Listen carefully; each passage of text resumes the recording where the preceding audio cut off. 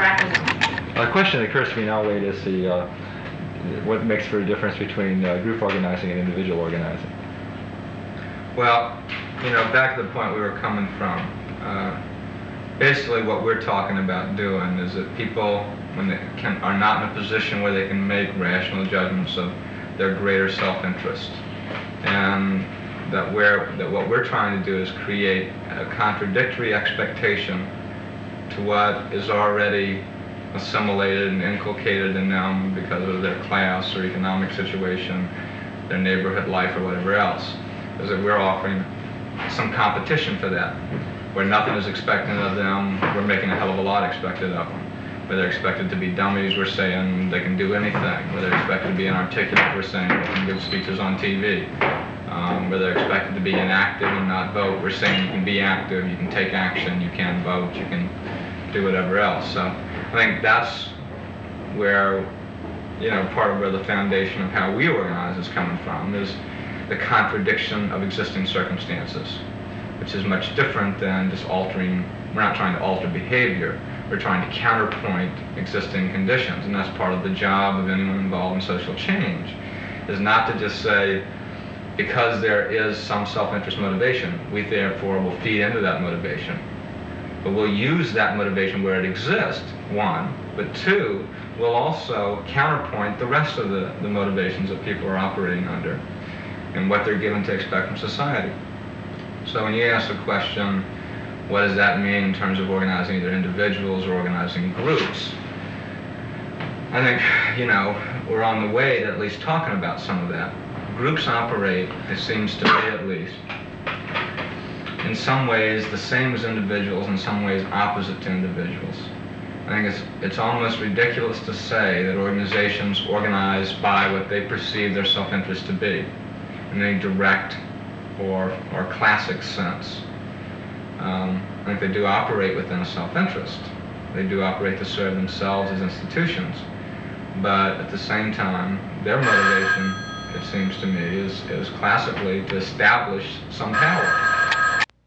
As we were saying, organizations respond to an interest, and that interest is the acquisition and implementation of power.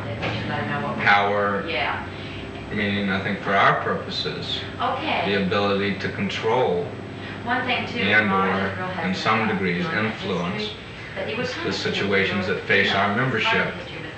But organizationally, that is almost too altruistic an interest to operate on, is the achievement of power for others. And it's realistic to say that some of our membership's motivation in joining, as well as some of the organization's investment in particular actions, has only to do with the acquisition of power.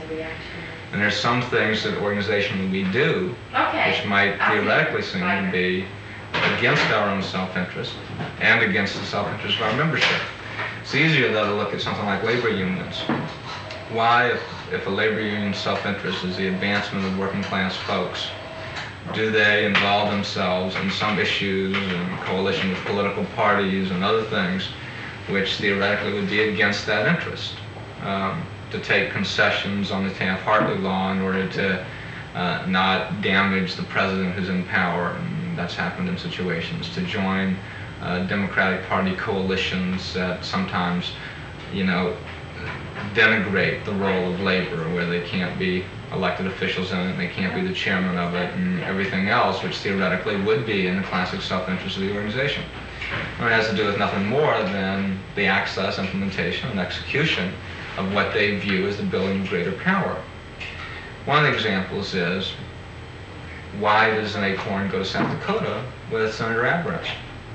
Is the experiment by which you join up in a partnership of sorts, in which we're clearly the managing and dominant partner, and where he has an institutional role, is that within any kind of a classic nature of our self-interest?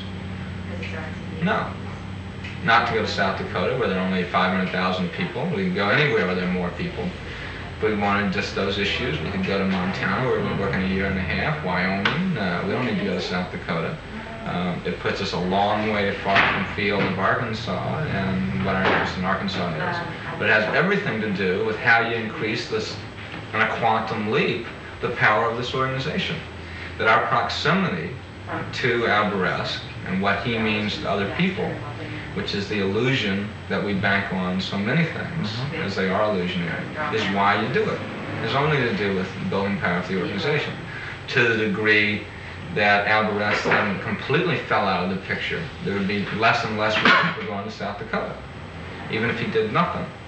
The point is, it establishes ACORN's priority in community organizations much more in terms of any power or status equation, the ability to command that power on a national level, even only working in South Dakota and Arkansas.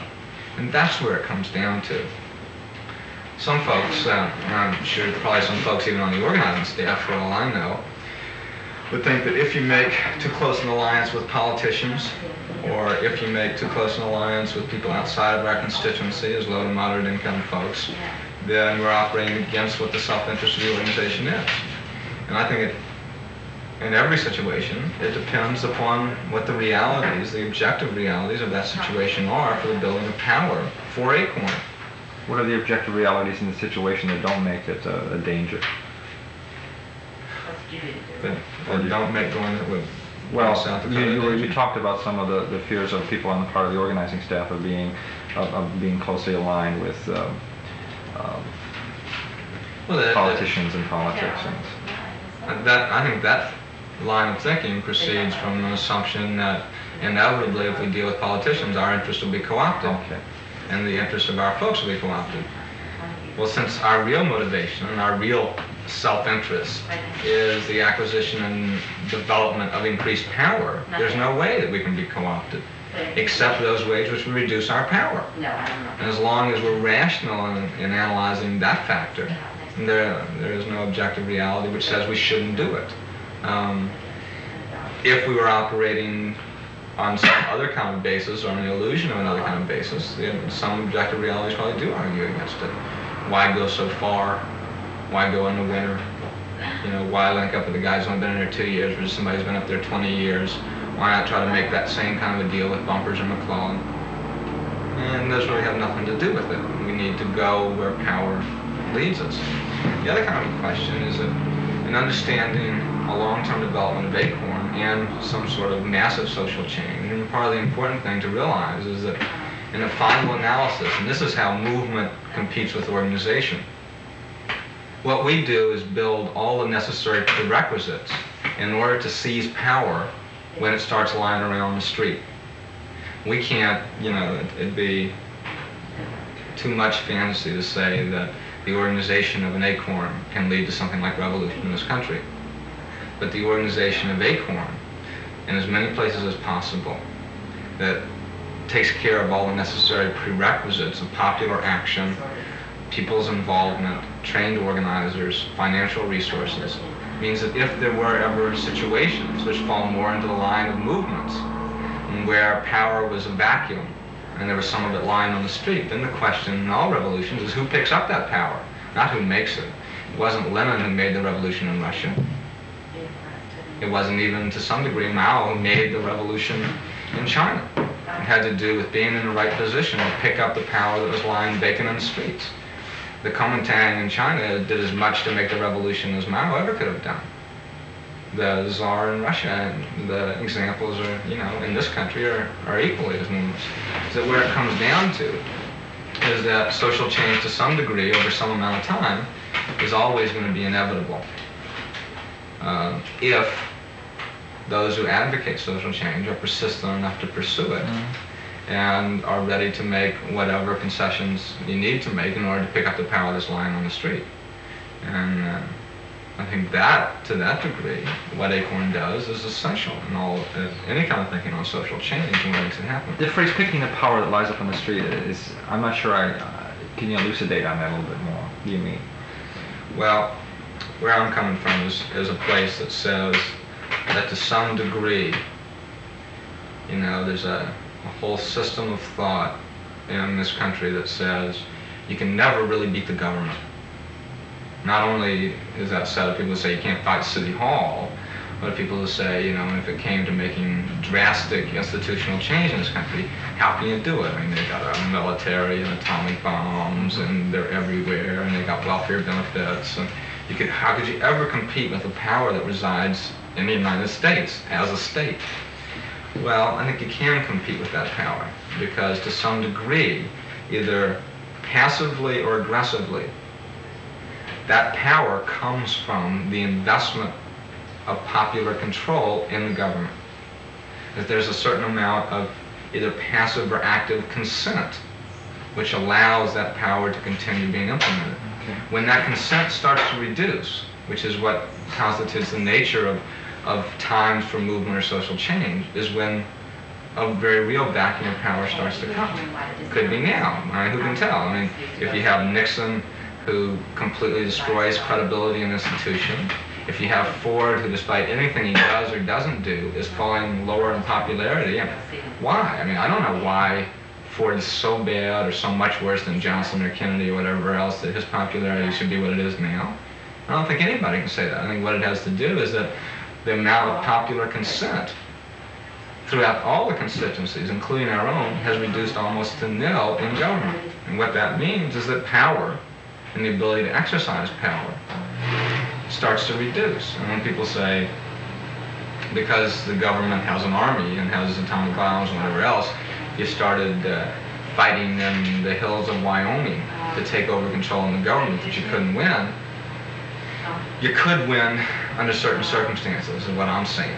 And I'm going to find a whole lot of people who believe that. But I'm saying that if the confidence in government had reduced, that means that the power which resides in the state has to be substituted for violence. And that can only be done, and that the state can only get away with implementing that kind of violence which stops a movement in the hills of Wyoming against the government, if it continues to have the passive or active consent of the people to do that. If it doesn't, it can't get away with it. There is no objective condition, we know as organizers, that says we should win. Under any circumstance.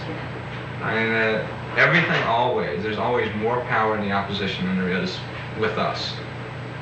And what we get is we manage, to legitimize our own demands, i.e. we translate the credibility that was once in that institution into our issues and into our actions. We rebalance the power. So this passive and active consent you're talking about is almost another way of talking about expectations. I mean, the expectations that people have about governmental processes or the belief that they have in its credibility, that sort of thing. Yeah, I'm saying that has something to do with what in any kind of final analysis makes the possibility for social change real at any time. What's tended not to make it real is that either it gets, siphoned off into liberal reforms, which become ends rather than tools. And certainly for ACORN, I think it's very important that they be understood as tools in which there's always a revolution of rising expectations. And it's, once one quote-unquote is won, or one utility fight, or one $6 million back, or one white bloc plant beaten, that there becomes another issue that falls into place, that raises the level at which we campaign. Our campaigns now after 4.5 years can be worth millions, whereas 4.5 years ago they can only be worth 100,000 or a couple of thousand. Where a CNA park, $100,000 expenditure, becomes a fairly moderate victory. Whereas 4 years ago, it would have been a major expenditure through organizational activity. And a $450 million changeover in money on the White Bluff thing is a victory that we need now. And those campaigns have to continue to increase in what they expect to resolve. So, part of what interests me so much is that if you look at institutions which have great power residing in them, City Hall, state government, or whatever else, we know from actual experience that despite their power, we can beat them on occasion, depending on the issue, how much legitimacy we build on it, how much popular support we build for our position, how many people we activate to move in that direction, and how much we change the balance and investment of credibility from them to us, and the expectations of our rightness, in not only a political sense, but even in a moral sense, as opposed to their rightness, which they have naturally through the charter of government. And why isn't that true on all levels? I think it probably is true on all levels. I think what's the difference is whether or not you're in a position of strength to make it true. whether or not, we can't make national change from Arkansas. If we were national, then depending on a tremendous number of variables, we would also be able to beat the government on almost any level. And one of the things that I think is most frightening about it is that if you look at part of the nature of it has to be in a selection of issues within the interest of our people in the broadest sense of both their self-interest and their self-elevating interest that elevates them to some sort of a general community of interest rather than just what's the interest of Wade Rathke and Tom Hickey if we're ACORN members. The part of the question becomes whether or not we have the persistence to follow through on the changes we advocate. That the difference in why an ACORN can achieve what it's achieved as opposed to any other community organizations obviously has to do with the skill of our people, the quality of our membership, the sophistication of our technique, whatever new understanding we have. It also has a damn lot to do with what our persistence in pushing that has been. That to some degree, just by staying alive, we gain some power if we continue to act. And that part of what, at least I've started to believe, is that we have some ability to define for political figures and institutions and those that have power what they think about issues. That to some degree they're forced, in order to continue to have the popular consent, to inevitably move to our direction. And the question becomes whether or not power changes over to us because we're taking that move. If the organization wasn't alive, obviously it wouldn't be a question. You couldn't take it. And if you look at other movements in time, progressives, labor unions, a number of other kinds of things, many of them didn't get the power from its victories because they weren't as persistent in pushing it, or they weren't alive, or the time had phased out on that. And some of the great progressive reforms in the 1920s, when they became realized in later years, they didn't build power for the progressives were long dead. The great organizing and depression around things like Social Security. By the time when Social Security came in, it came in as a reaction to those kinds of things. But it's not those unemployed workers' leagues and things like that were organized in those times which gained the power from it. I think the question for ACORN is whether or not our folks and our organizers can keep their eye on the grape long enough to be able to win those changes. That it takes not 3 years of the Alinsky model or 4.5 years of our age, but 10 and 20 and 30. It takes those kinds of long organizational marches to achieve whatever kinds of overwhelming social change are possible for us. And that's why you don't have to worry about Nader, as long as he's just picking here and there and Pennyanian. All of his power rests on what popular consent has at any one time. He's hurt more by falling below the top 10 most admired people than he is by how the issues are breaking for him. The press can destroy or make a guy like that. And to some degree we're able to operate independently of that as long as we're able to still use the press as a tool, either what we get or what we make. Those kinds of situations in which you talk about people in power coming more and more to our viewpoint and having to almost being forced to take those positions, does that bode well or ill for the organization in terms of meeting its goals or its objectives, or it's, actually having power bodes well, but I guess what I'm trying to say is maybe we can do some kind of projection into 5 years or 10 years. If you talk about the attractiveness of the organization being, to a lot of its people, being somewhat on the outskirts of what is. It bodes well for us as long as we're able to continue taking the advantages of winning and remain on the cutting edge of the issues. Where it becomes a danger to us is where, if our issues and our activity became legitimized to the degree that, say, consumer movement or environmental movement has become legitimized by public figures. Everybody's for it, but nobody's doing it. Nobody's building power from it. There's so much overwhelming popular consent that it becomes fairly irrelevant that it exists or doesn't exist. There's nothing that defines what the edge of either being for or against it is. They're too willing to have everybody for it. And to some degree, we have to always be able to continue to polarize all the situations, to make sure there is the conflict that exists on those issues, and that we're leading one side of the conflict. You know, we legitimize what we do on majority constituency and everything else that we've pioneered here at ACORN in order to make sure that at the necessary point we can continue to polarize the interest. That's why I have problems with things like the door-to-door solicitation method of fundraising that a lot of organizations are using right now. Is that assumes that you'll never polarize the situation completely in a community.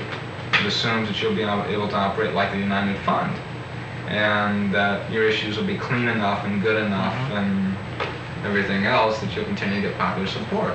Whereas in Arkansas, in Little Rock at least, we damn well know that we've now polarized 100% between what the business community sees as its interest and what people see as the ACORN interest, where you have a good government committee organizing to oppose us, and Johnny Wells calling us whatever else he wants to call us, and all those kinds of things are very necessary, I think, to ACORN. About the only thing, you know, and you've heard me say this a lot of times before, about the only thing that Alinsky said that I really think had enduring kind of meaning, obviously his emphasis on power, I think is in some ways correct, although I don't know for sure that it was correct. Because I think it probably came from the same motivations that may have been bad presumptions on his part. But one of the things he did say was true, that he's quoted as having said to his staff not long before he died that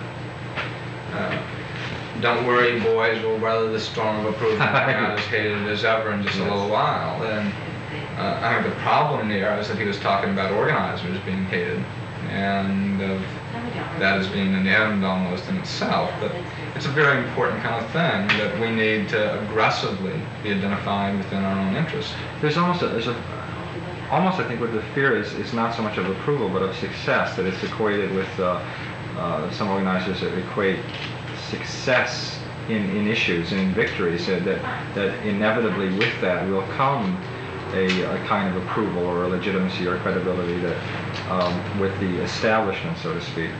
But you know, I wonder if that's true. If real successes will not do the very thing that you're talking about, continue to polarize people. Well, real successes, if you continue to build and continue to escalate the issues and opportunities and expectations of your membership, will continue to polarize people. But I mean, you see even within our organizing staff how the protection of successes starts to creep in to decision-making processes. Where you and I were talking about the fact, you know, I don't have any doubt that the quote-unquote walkout was within what everybody was ready to do. But many times you see organizers who analyze something like whether or not that should be a possible tactic. Is it if the vote went against the JPs, should then the ACORN members walk out? And would they do that? No doubt in my mind they would do that. But we start to, you know, the organizers who are worried the other side of it, we're starting to worry about what that would do to our image if they walked out. How our members would think of ACORN if we walked out. Would that polarize them away from the organization? No. Indeed. I understand. Why would it? There's no kind of rational reason that says that it would, but those things are important for us to do. It's important for us to walk out, because we can't be in a position where we just mildly go down to defeat on those issues. It's important to keep making the conflict happen, even when we're in a position of power. And quote-unquote becomes an excellent example, which there are no community organizations that have to call upon, is that the great fear for us, I think, in approaching the quote-unquote, was that ACORN JPs then took on the role of old JPs and sat there and obediently and compliantly voted for the budget or against the budget, but did the right and expected thing that the judge was expecting, not that they should have expected. But instead, we managed to completely break that stereotype, and they didn't take on the roles of the oppressor, the roles of the previous JPs. They went in there, they voted against it, they tried on the parliamentary procedure, they learned the lessons from that, and then they walked out, which is just a classic ACORN thing, not a classic JP thing. And we've managed consistently, even as we've gained that real power under any kind of standards, to continue defining it as ACORN, and within the tactical range that ACORN's always used. Bringing the buses, having the bullhorn, walking out. It was interesting to see an action that was as aggressive as that, 4.5, almost 5 years after ACORN has existed, that had much of the flavor of the kinds of actions that were done with the constituency with which it was expected that people like that would do those kinds of things. Right. But here we had just a microcosm of the broad-based constituency, and yet they were doing the same kinds of things in the same kinds of ways.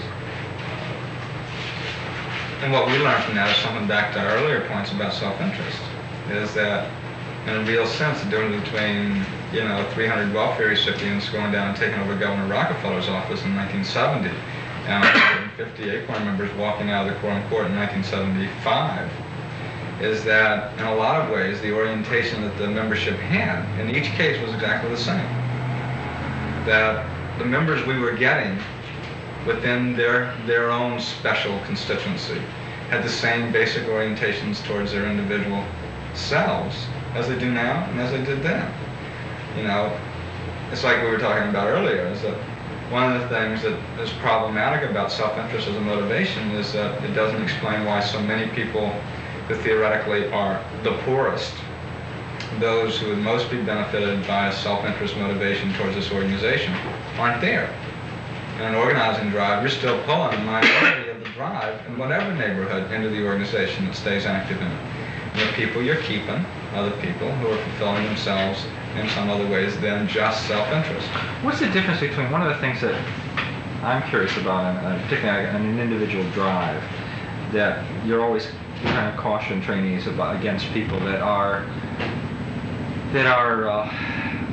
maybe a little more obvious in their desire to use the organization to fulfill their own selves, their own destiny in terms of building a name for themselves or using the organization for their own particular agenda.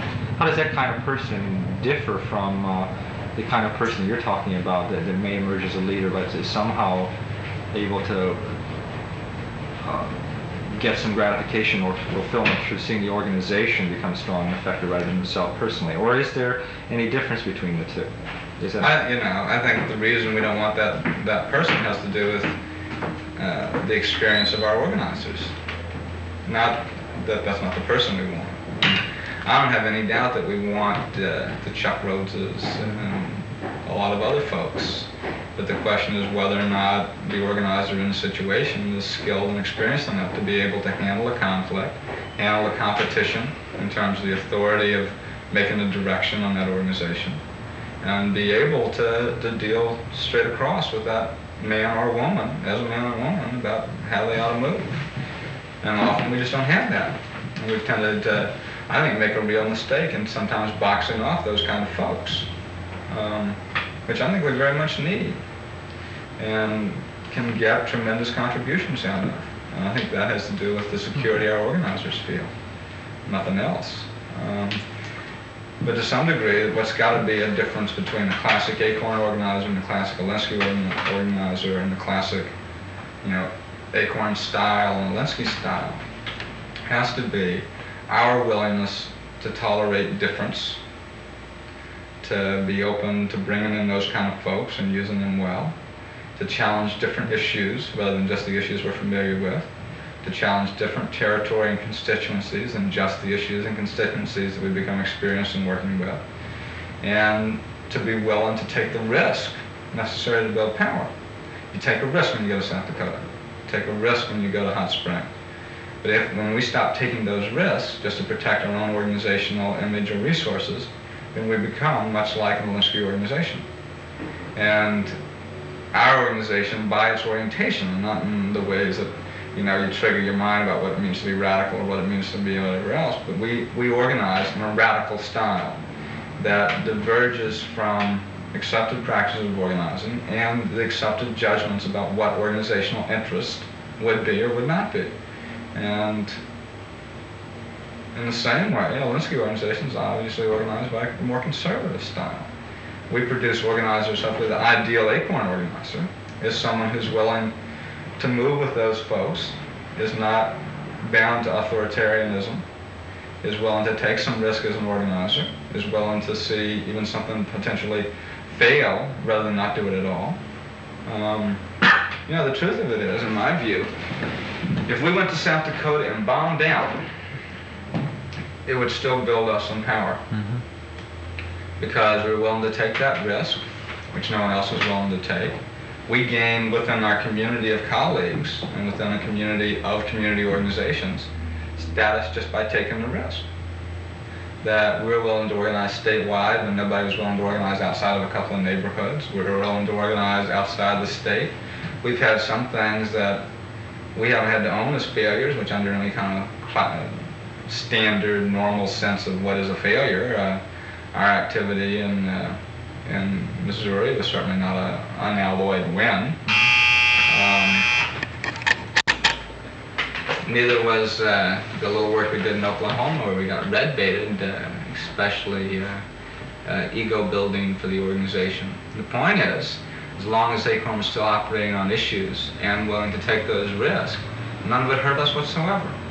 There are only probably a dozen folks even know about Oklahoma and Missouri.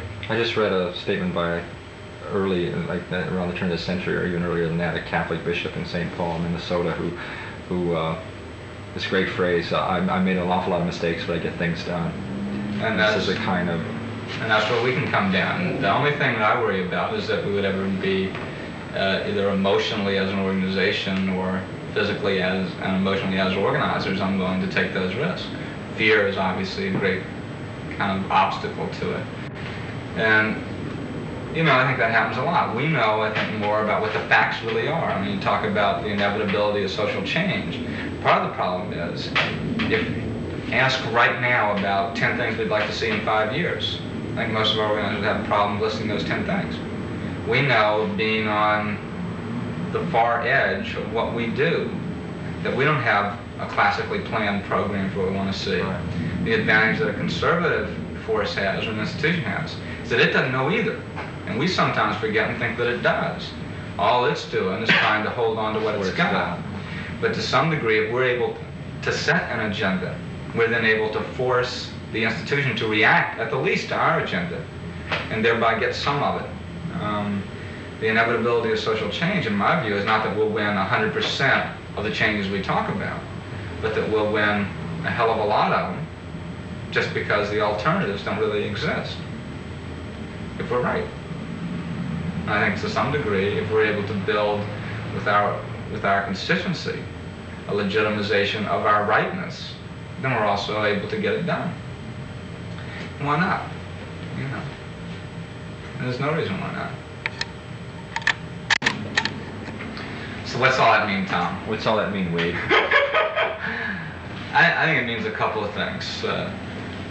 One, as organizers, we have the obligation never to accept any sort of assumptions as basic, and to realize that behind the premise of every institution and every system of power is the illusion, not the fact. And that when we stop questioning the illusion, even in our own concepts like self-interest and power, then we tend to be far afield of what we can actually accomplish, because we aren't realistically analyzing even what we do. And the obligation for organizers then has to become not only the questioning, but the implementation of what needs to be done. What other areas are we looking at? I mean, that there are possible other motivations for not only group but individual action, greater fulfillment and enhancement of the individual within an organized context that he can achieve as an individual.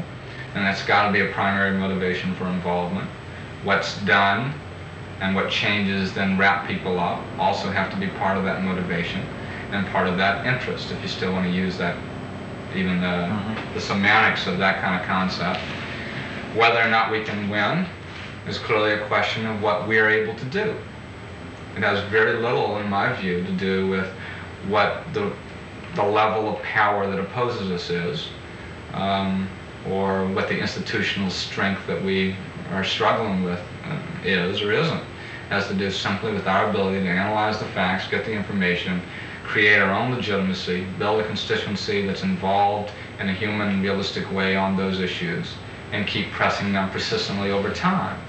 that when we first started ACORN, we thought that any campaign you had to win within 6 months. Now we know